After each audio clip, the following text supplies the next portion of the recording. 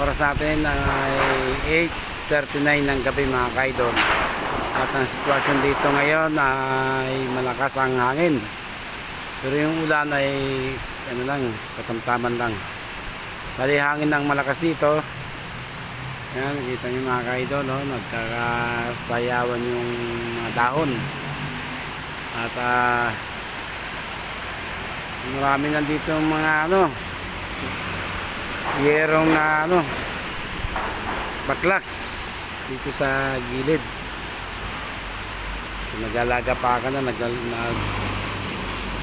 nagalagapakan na yung mga yero sa bubungan.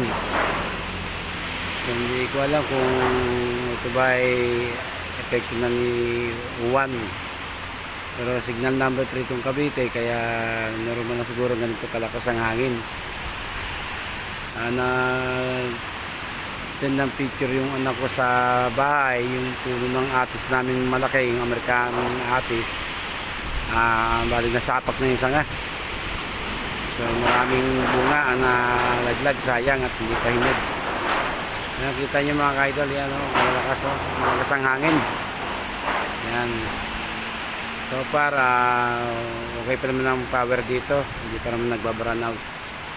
Hanggang dito muna ang vlog ko mga kaidol, at monitor pa tayo hanggang ating gabi at hanggang madaling araw, kasi yun ang ng bagyo sa Aurora Province.